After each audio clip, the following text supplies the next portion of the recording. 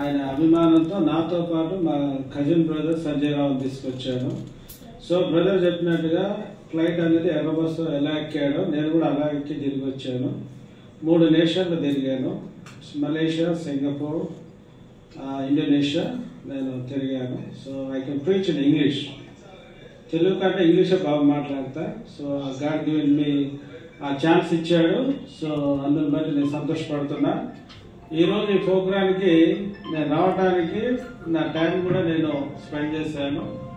So తప్పకుండా మన వాతావరణాన్ని బాగుంచాలంటే ఎలక్ట్రికల్ బైక్ వాడాలి. In Singapore, in Malaysia, Indonesia, what ever maybe, all the nation they using electrical car, electrical motor. So they using. So we can also try our level best.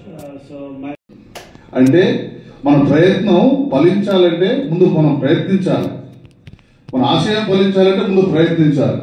ఆ ప్రయత్నంలో భాగంగానే ఈరోజు నేను ఇక్కడికి కొంతమంది మా జోసఫ్ గారిని, వారు డైనమిక్ లీడరే, వారు ఎందుకంటే సామాజికంగా మంచి నాయకులుగా ఉన్నారు. ఇంకొక ఆయన ఆర్టీసీ డిపార్ట్మెంట్ లో అసిస్టెంట్ మేనేజర్ గా రిటైర్డ్ అయినాడు, ఆయన కూడా ఇక్కడికి వచ్చి ఉండే.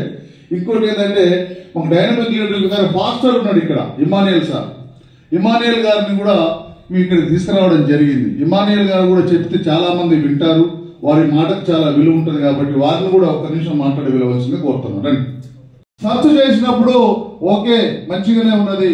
ఇవాళ ఈ ఎలక్ట్రానిక్ రంగంలో భారతదేశమే కాదు ప్రపంచం అంతా ముందుకు పోతున్నటువంటి ఈ క్రమంలో భారతదేశంలో పొల్యూషన్ తగ్గించాలంటే ప్రభుత్వాలు ఇవాళ ముందుకు వస్తా ఉన్నాయి.